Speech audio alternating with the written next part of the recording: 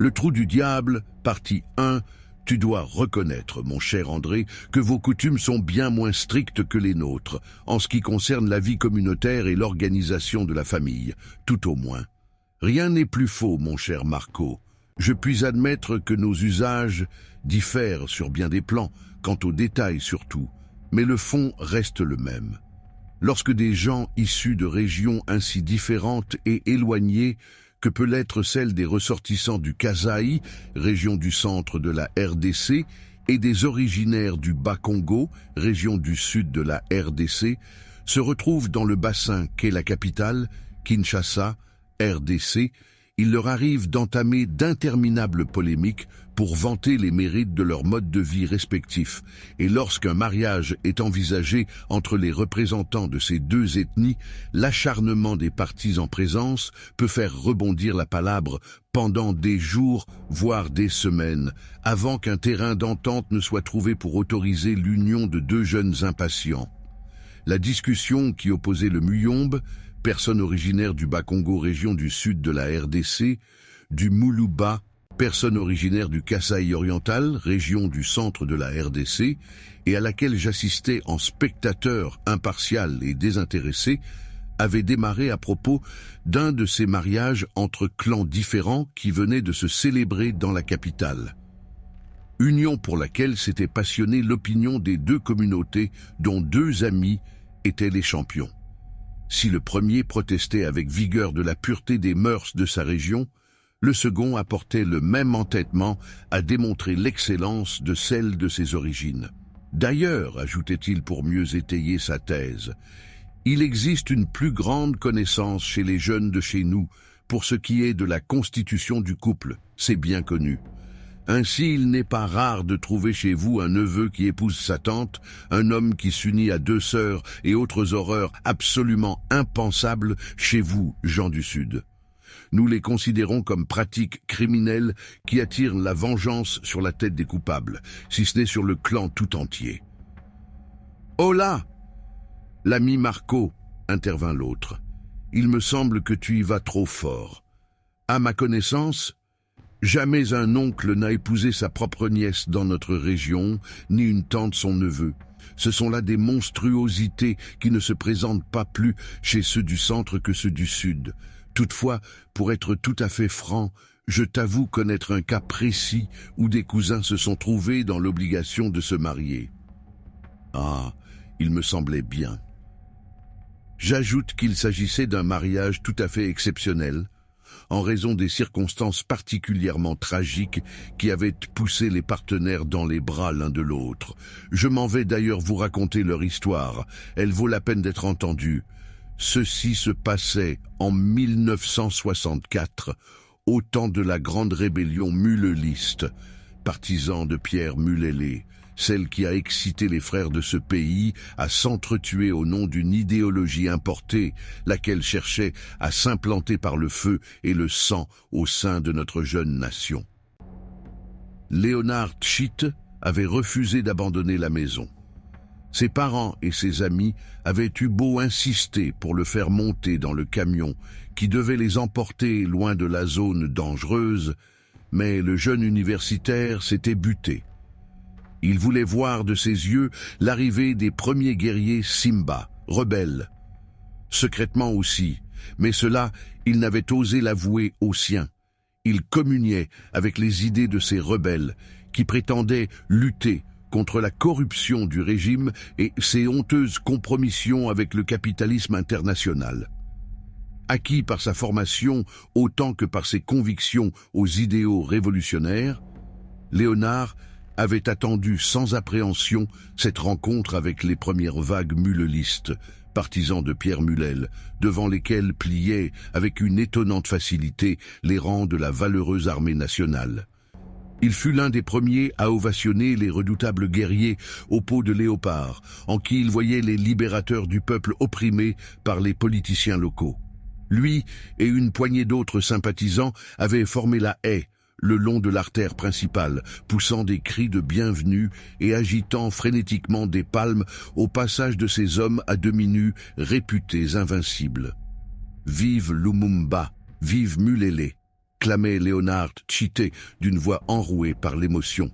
À mort la politique européenne et au capitalisme.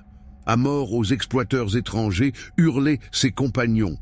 1 heure plus tard, Léonard criait encore. C'était de douleur cette fois, sous les coups que lui administraient généreusement 2 farouches Simba rebelles, qui étaient venus l'arrêter comme suspect. Le jeune homme tenta bien de leur expliquer qu'il partageait leur idéal révolutionnaire et qu'il se mettait à la disposition du mouvement. Ce fut peine perdue. Les envahisseurs, admirablement renseignés, s'avère que Léonard Tite poursuivait ses études dans une université européenne et qu'il résidait provisoirement dans son pays pendant la période des vacances. Pour eux, cet étudiant constituait un élément dangereux, nuisible même, et qu'il fallait éliminer sans remords. On le jeta dans un cachot sordide en compagnie d'une demi-douzaine d'imprudents de son espèce pour y attendre l'heure de son jugement.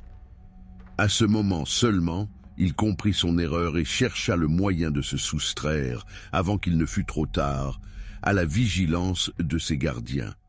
Leur prison provisoire n'était qu'un ancien magasin désaffecté dont les barrières ne résistèrent pas longtemps aux poussées frénétiques de 7 ou 8 hommes aux abois.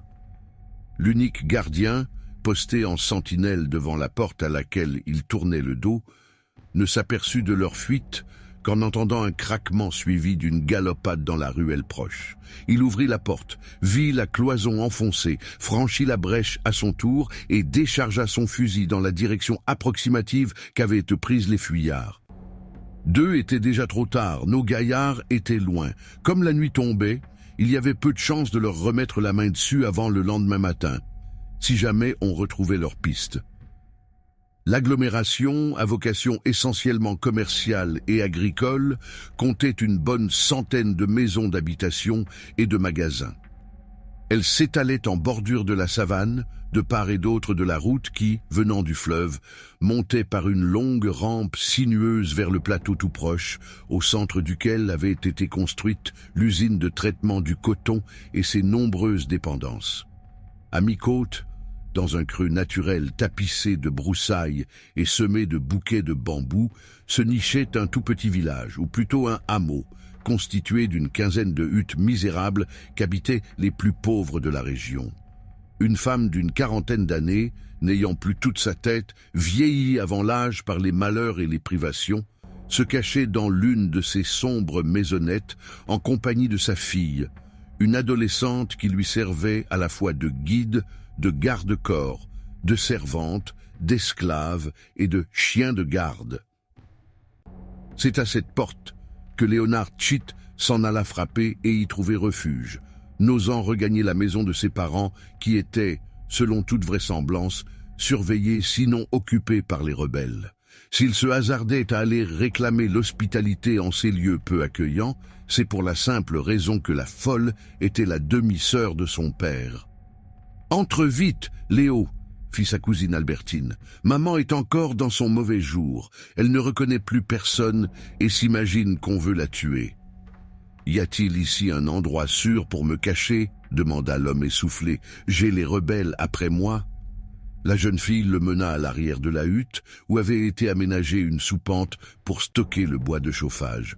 Entre les rangées de fagots et le mur, il ne leur fut pas difficile de creuser une cavité dans laquelle un homme de la corpulence de Léonard Tchit pouvait se glisser et s'allonger. Ce n'était pas très confortable, mais le fugitif pouvait s'y considérer provisoirement en sécurité.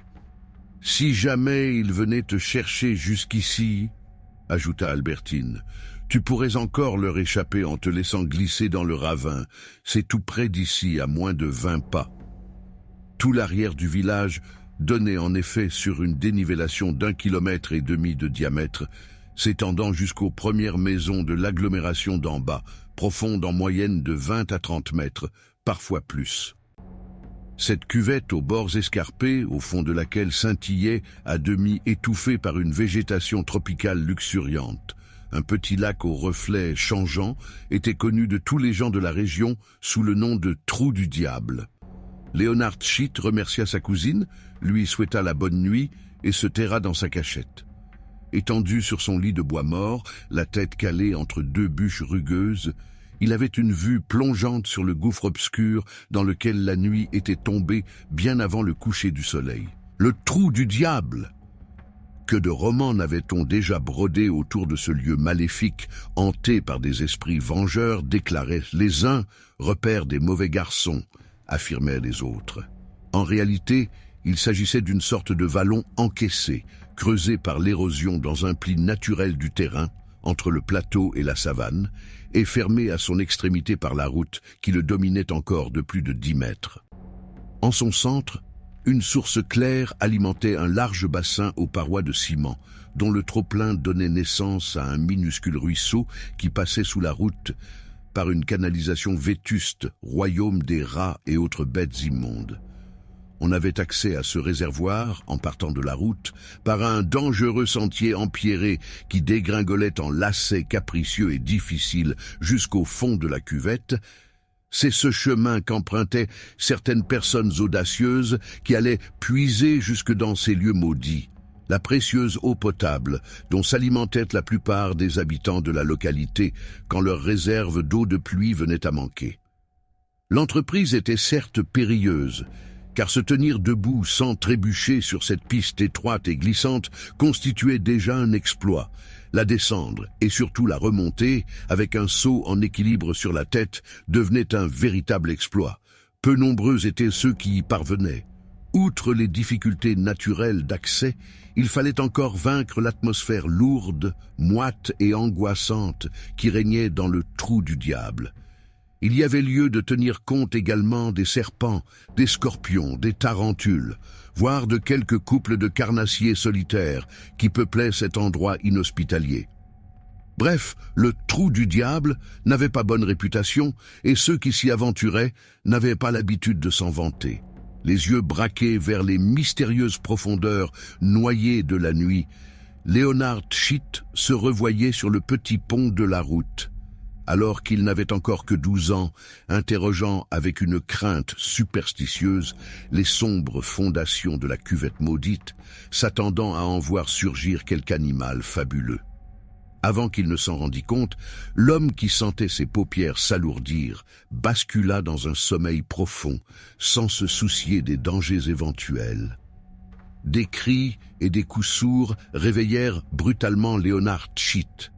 Il faisait presque jour, et le premier coq du village avait dû saluer le départ des ténèbres depuis fort longtemps déjà, car une agitation fébrile régnait tout autour des paillotes. Leonard Schitt comprit tout de suite que cette activité était inhabituelle et forcée. En jetant un regard de côté par-dessus son tas de bois en direction des huttes voisines, il remarqua que la plupart des habitants étaient précipitamment sortis. Il ne faisait qu'obéir aux injonctions de quelques bandits vêtus de plumes de perroquet, agitant leurs armes au-dessus des têtes apeurées et proférant les menaces dans un dialecte que personne ne comprenait. Les Simba, rebelles, fouillaient le village pour retrouver les fuyards. C'est à ce moment seulement que Leonard Schitt se rendit compte que l'on se battait à l'intérieur de la hutte.